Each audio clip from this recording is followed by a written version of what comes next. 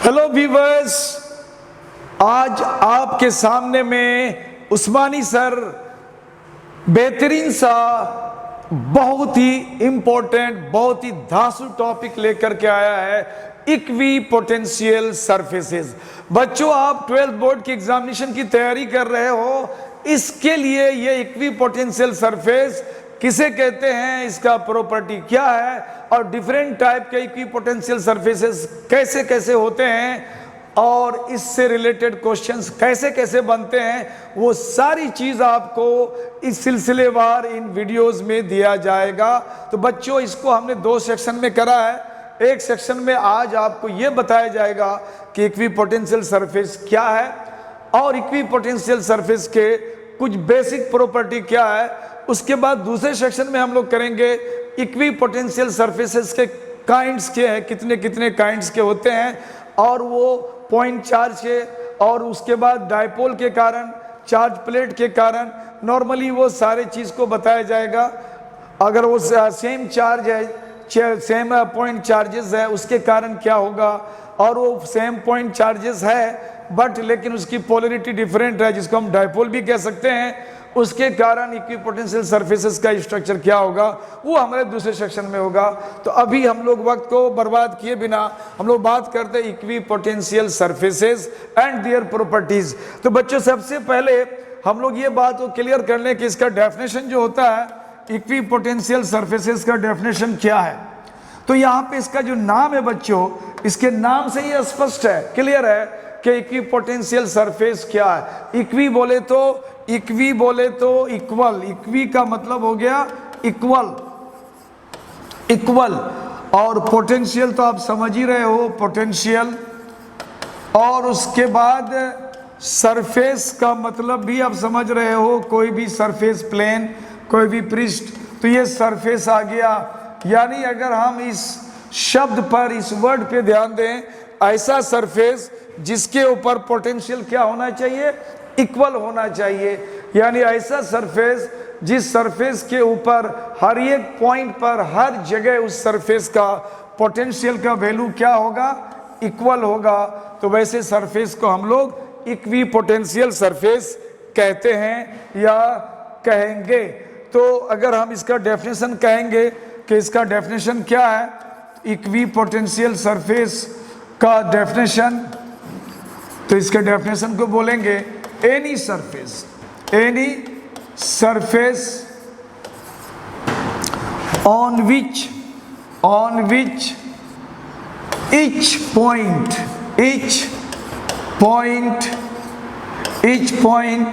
has equal electric potential। यानी ऐसा point, ऐसा सरफेस जिसके पॉइंट का इलेक्ट्रिक पोटेंशियल उस सरफेस के बाकी सारे पॉइंट्स के इलेक्ट्रिक पोटेंशियल के बराबर हो, तो ऐसे सरफेस को हम लोग इक्वी पोटेंशियल सरफेस कहेंगे। तो इक्वी पोटेंशियल सरफेस के लिए तो हम लोग ये देखेंगे कि इक्वी पोटेंशियल सरफेस किस तरह का हो सकता है। तो मान लेते हैं कि कोई अगर हमारा यहाँ चार्ज है Q, सोर्स चार्ज है Q, और इस सोर्स चार्ज से हमने R डिस्टेंस पे एक ऑब्जर्विंग पॉइंट ले लिया P या A, व्हाटएवर। अब यहाँ पे अगर बोलें कि इसका पोटेंशियल कितना हो जाएगा, तो बोलेंगे coulomb constants charge upon distance. अब यही चीज़ अगर हमने कहा कि इधर की तरफ हमने R डिस्टेंस पे एक पॉइंट B ले लिया और यहाँ पे कितना हो जाएगा, तो यहाँ पे भी हो जाएगा Coulomb constants charge upon distance. Similarly यहाँ भी अगर उतना ही डिस्टेंस पे करें तो वहाँ भी हमारा पोटेंशियल सेम आएगा, उतना ही आएगा, यहाँ भी सेम आएगा। अब इस चार्ज को एक मिडिल में रख करके यहाँ से सभी तरफ बराबर डिस्टेंस पे अगर हम एक सरफेस की कल्पना करें, एक पृष्ठ की कल्पना करें जो एक स्फीयर का रूप ले लेगा, यानी इस पॉइंट चार्ज के कारण अगर हम एक पर्टिकुलर डिस्टेंस पे अगर हम ऑब्जर्विंग पॉइंट का पोटेंशियल निकालते हैं, तो ये पोटेंशियल हमारा इस चार्ज से सेम डिस्टेंस के हर एक पॉइंट पर हमारा पोटेंशियल सेम रहेगा, क्योंकि पोटेंशियल जो है वो डिपेंड करता है चार्ज कितना है और कितनी दूरी पर है चूंकि ये स्केलर क्वांटिटी है तो यहाँ पे डिफरेंट वैल्यू डायरेक्शन चेंज की तो बात आएगी नहीं, तो यहाँ पे स्केलर क्वांटिटी है इसीलिए मैग्नीट्यूड की बात करेंगे तो हर तरफ उतना ही डिस्टेंस पे इनका वैल्यू बराबर होगा। अगर इससे होकर के एक सरफेस अगर हम क्रॉस कर लें तो ये जो एक स्फीयर का शक्ल आएगा, गोले का शक्ल आएगा, यानी ये जो हमारा गोले का सरफेस होगा उस सरफेस का नाम हो जाएगा इक्विपोटेंशियल सरफेस। उस गोले का नाम हो जाएगा इक्विपोटेंशियल सरफेस। यानी इस सरफेस के कहीं पर भी चले जाओ पोटेंशियल का वैल्यू चेंज नहीं होगा, पोटेंशियल का वैल्यू सेम रहेगा। तो ये हमारा इक्विपोटेंशियल सरफेस हुआ। इसके विजुअलाइजेशन के लिए बच्चों आपके सामने में यहाँ पे एक चार्ज रखा गया है Q। अब इस चार्ज से सम डिस्टेंस पे एक स्फीयर कल्पना किया, एक स्फीयर के बारे में कंसीडर करा और ये स्फीयर हमारा, ये जो स्फीयर बना, ये स्फीयर का जो पोटेंशियल होगा तो हर एक पॉइंट पर इस स्फीयर का पोटेंशियल में हमारा हर एक पॉइंट पर जो ये पोटेंशियल होगा ये सारा पोटेंशियल हमारा इक्वल हो जाएगा। तो ये हमारा एक सरफेस हो गया फर्स्ट। उसके बाद दूरी अगर हमारा चेंज होगा, चूंकि डिस्टेंस अगर चेंज करता है, चूंकि पोटेंशियल का वैल्यू होता है coulomb constant charge upon distance, ये दोनों तो नहीं बदलने वाला है हमारा। अब अगर हम डिस्टेंस को चेंज करा देंगे तो पोटेंशियल भी हमारा क्या होगा, चेंज हो जाएगा। फर्दर डिस्टेंस हमने चेंज करा और एक नया हमने सरफेस लिया और उस सरफेस का हमने नाम दिया यहाँ पे, ये सरफेस 2 ले लिया हमने, ये सरफेस 2 ले लिया। अब इस सरफेस 2 के हर एक पॉइंट पर आप जहाँ भी चले जाओ हर जगह पे ये हमारा पोटेंशियल क्या होगा, सेम होगा। अब एक बात यह है कि इस सरफेस के ऊपर पोटेंशियल अगर हमारा V1 है तो इस दूसरे वाले सरफेस पर पोटेंशियल हमारा थोड़ा डिफरेंट होगा, मान लिया V2 है।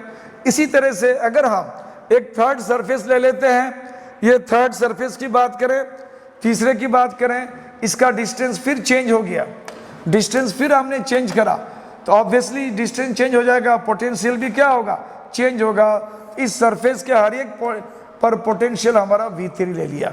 कहने का मतलब है कि उस पॉइंट चार्ज से डिस्टेंस को चेंज करके अलग अलग हम बहुत सारा इक्विपोटेंशियल सरफेसेस बना सकते हैं। इस तरह से हमारे पास बहुत सारा इक्विपोटेंशियल सरफेस बन सकता है और हर सरफेस का पोटेंशियल डिफरेंट होगा, हर सरफेस का पोटेंशियल डिफरेंट होगा और पर्टिकुलर सरफेस के हर एक पॉइंट का पोटेंशियल सेम होगा, इसलिए उसका नाम होगा इक्विपोटेंशियल सरफेसेस। तो अगर हमारा पॉइंट चार्ज है, इसमें जितने भी इक्विपोटेंशियल सरफेस बनेगा वो सब कॉन्सेंट्रिक बनता है। कॉन्सेंट्रिक का मतलब है बच्चों, इन सभी का जो सेंटर होगा, ये सारे सरफेसेस का सेंटर सेम होगा। ये सब स्फेरिकल होगा लेकिन सबका सेंटर सेम होगा, जिसको हम लोग कॉन्सेंट्रिक स्फेरिकल सरफेस कहते हैं। हिंदी में संकेंद्रीय गोलाकार पृष्ठ होगा ये सारे। और अगर मान लेते हैं कुछ देर के लिए, ये अगर पॉइंट चार्ज नहीं है, इधर की तरफ कोई चार्ज प्लेट है, फ्लैट चार्ज प्लेट है, प्लेन चार्ज प्लेट है, तो इससे निकलने वाले जो लाइन ऑफ फोर्स होता है, तो हम लोग ये जान चुके हैं प्लेन चार्ज प्लेट से जो लाइन ऑफ फोर्स निकलता है वो बिल्कुल परपेंडिकुलरली निकलेगा और ये इक्वली स्पेस्ड होगा। इसको हम लोग यूनिफॉर्म इलेक्ट्रिक फील्ड कहते हैं। तो अगर ये यूनिफॉर्म इलेक्ट्रिक फील्ड के कारण अगर हम इक्विपोटेंशियल सरफेस की बात करेंगे तो जो हमारे इस सोर्स चार्ज के नज़दीक होगा उसका पोटेंशियल कुछ ज़्यादा होगा, डिस्टेंस बढ़ेगा, पोटेंशियल चेंज हो जाएगा। तो अब जो नियर प्लेट होगा, अगर हमारे पास ये चार्ज प्लेट है, बिल्कुल इस प्लेट के पैरेलल में एक दूसरा प्लेट होगा जो इस प्लेट के हर एक पॉइंट का पोटेंशियल सेम होगा। चूँकि यहाँ से इस प्लेट का डिस्टेंस, हर एक पॉइंट का डिस्टेंस क्या होगा, सेम होगा।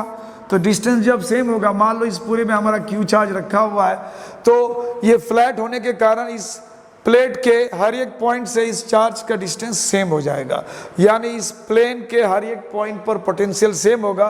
तो इसको हम लोग बोलेंगे इक्विपोटेंशियल सरफेस।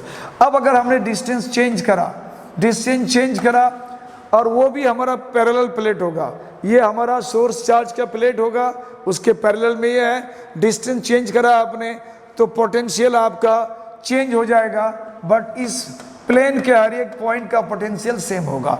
तो इस तरह से हमको प्लेन सोर्स चार्ज प्लेट अगर है हमारा, यहाँ पे कोई भी सोर्स चार्ज है जिसके सरफेस बिल्कुल प्लेन है, उससे निकलने वाले लाइन ऑफ फोर्स बिल्कुल यूनिफॉर्म टाइप का, इक्वली स्पेस्ड होगा, स्ट्रेट होगा, और इससे बने जितने भी हमारा इक्विपोटेंशियल सरफेस होगा बच्चों, वो प्लेट्स एक दूसरे के पैरेलल होगा। इसको हम लोग पैरेलल इक्विपोटेंशियल सरफेसेस कहेंगे, और इसको हम लोग कॉन्सेंट्रिक स्फेरिकल इक्विपोटेंशियल सरफेसेस कहेंगे। तो ये दो चीज़ आपको समझना इक्विपोटेंशियल सरफेसेस के बारे में बेसिकली। और उसके बाद हमारा जो नेक्स्ट इससे अगला वीडियोस आएगा बच्चों, उसमें हम बहुत सारे इनके और सरफेसेस के बारे में बताने की कोशिश करेंगे। लेकिन आज थोड़ा सा हम इक्विपोटेंशियल सरफेस पढ़ लिया, तो थोड़ा सा इसकी प्रॉपर्टीज़ की चर्चा हम लोग कर लेते हैं। तो इसके प्रॉपर्टीज़ की चर्चा करने के लिए थोड़ा सा हम लोग आगे चलेंगे। अब मान लेते हैं हमारे पास कोई इक्विपोटेंशियल सरफेस है, तो हम ये कहेंगे क्या उस सरफेस के ऊपर किसी टेस्ट चार्ज को अगर हम डिस्प्लेस कराते हैं तो क्या कोई वर्क होगा हमारा। तो हमें ये देखना है कि क्या उसमें वर्क होगा या नहीं होगा। सपोज दैट हमारे पास कोई इक्विपोटेंशियल सरफेस है, कोई इक्विपोटेंशियल सरफेस है, ये एक सरफेस है जिसके हर एक पॉइंट पर जो पोटेंशियल है वो सेम है। This is equipotential surface, equipotential surface. Obviously इसके हर एक पॉइंट पर पोटेंशियल सेम होगा। तो हमने क्या करा कि ये हमारा एक पॉइंट ए है और एक पॉइंट हमारा यहाँ पे बी है। हमने किसी टेस्ट चार्ज Q0 को ए से लेके बी तक डिस्प्लेस करा। तो हमें देखना है कि इक्विपोटेंशियल सरफेस के ऊपर Q0 चार्ज को ए से बी अगर हम डिस्प्लेस करते हैं तो डिस्प्लेस करने में हमारा वर्क क्या होगा। पहला प्रॉपर्टी है कि वर्क डन टू डिस्प्लेस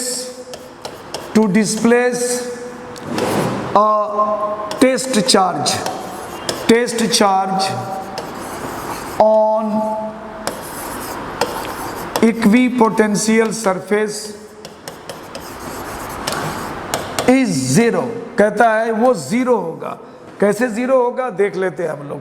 अगर हमने इसको डिस्प्लेस करा ए से बी तो हमने कितना वर्क करा, तो बोलते हैं charge multiplied potential difference between the points, यानी जो पॉइंट्स जिसके बीच हम इसको डिस्प्लेस करते हैं बच्चों, उनके बीच का पोटेंशियल डिफरेंस। तो अब हमें देखना है कि चार्ज हमने डिस्प्लेस करा Q0 और ए से बी हमने इसको डिस्प्लेस करा। चूंकि ये दोनों पॉइंट इक्विपोटेंशियल सरफेसेस पे है, इसका मतलब है दोनों पॉइंट का पोटेंशियल सेम होगा। अगर यहाँ का पोटेंशियल V है तो ऑब्वियसली यहाँ का भी पोटेंशियल V हो जाएगा। तो पोटेंशियल डिफरेंस अगर हम कहेंगे तो VB माइनस VA करते हैं, ये Q0 VB का वैल्यू भी V है और ये भी V है, यानी V माइनस V जीरो, यानी वर्क डन हमारा जीरो हो गया। यानी किसी भी इक्विपोटेंशियल सरफेस पर किसी भी टेस्ट चार्ज को आप डिस्प्लेस करोगे बच्चे तो उसमें कोई वर्क नहीं होगा, वर्क डन जीरो होगा। ये उसका एक प्रॉपर्टी हो गया। नेक्स्ट हम लोग देख रहे हैं कि अगर हम इक्विपोटेंशियल सरफेस की बात करते हैं तो इक्विपोटेंशियल सरफेस पर जो इलेक्ट्रिक फील्ड का डायरेक्शन होता है उस सरफेस के बिल्कुल परपेंडिकुलर होता है।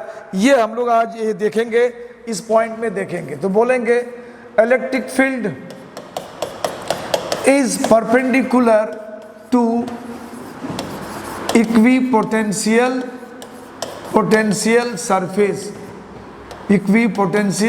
सरफेस। अगर हिंदी में इसको बोलें, समविभव पृष्ठ के ऊपर इलेक्ट्रिक फील्ड का जो दिशा है वो लंब होता है, परपेंडिकुलर होता है। अगर हम मान लें कुछ देर के लिए कि ये परपेंडिकुलर नहीं है, मान लो ये इक्विपोटेंशियल सरफेस हमने ले लिया, दिस इज इक्विपोटेंशियल सरफेस, और हमने ये मान लिया कि इस सरफेस के ऊपर जो इलेक्ट्रिक फील्ड का डायरेक्शन है वो परपेंडिकुलर नहीं है। हमने ऐसा मान लिया कि ये परपेंडिकुलर नहीं है, मान लिया कि इलेक्ट्रिक फील्ड का डायरेक्शन ये है, ऐसा हम मान लिया कि इलेक्ट्रिक फील्ड का डायरेक्शन बच्चों ये है। अगर इलेक्ट्रिक फील्ड का ये डायरेक्शन होगा, परपेंडिकुलर अगर नहीं होगा इक्विपोटेंशियल सरफेस पर, तो उस इलेक्ट्रिक फील्ड का एक कंपोनेंट होगा जो इस सरफेस पर बिल्कुल पैरेलल होगा। तो इसका एक कंपोनेंट हम लोग लेते हैं कुछ इस तरह से, और मान लिया कि ये सरफेस से थीटा कोण पे इंक्लाइंड है, तो इसका जो एक कंपोनेंट हो जाएगा वो हो जाएगा E cos theta. Resolution of vector हम लोग पढ़ चुके हैं बच्चों क्लास 11th में ही, तो वहां से इस वेक्टर यानी इलेक्ट्रिक फील्ड का ये कंपोनेंट हो जाएगा ई कॉस थीटा। यानी ये जो हमारा कंपोनेंट होगा इस इक्विपोटेंशियल सरफेस के बिल्कुल पैरेलल होगा।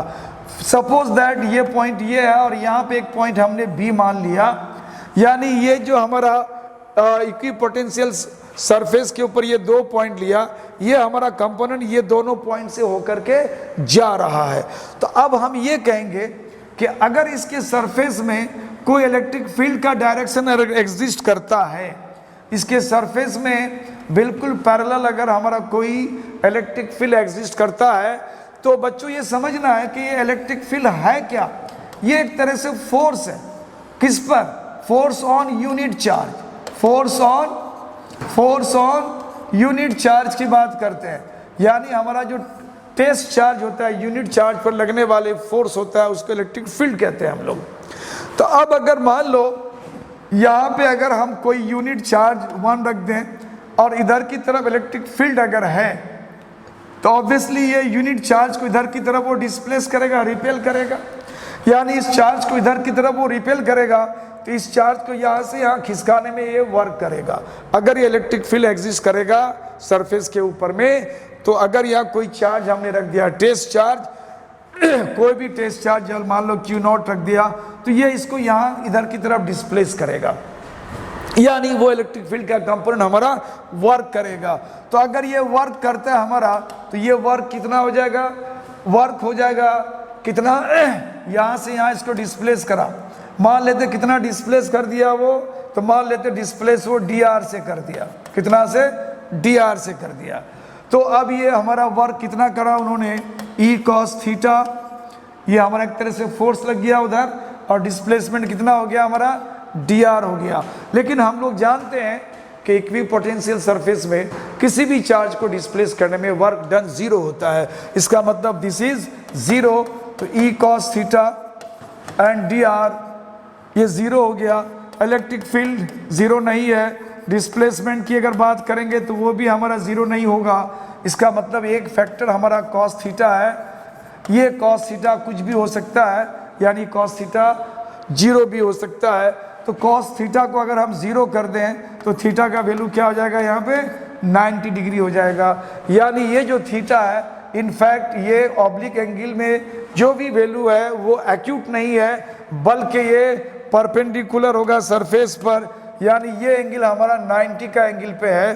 This theta is 90 degree. यानी अगर हम ये कहें कि इलेक्ट्रिक फील्ड हमारा इस डायरेक्शन में नहीं हो सकता है, यानी इक्विपोटेंशियल सरफेस के ऊपर ये बिल्कुल परपेंडिकुलर होगा।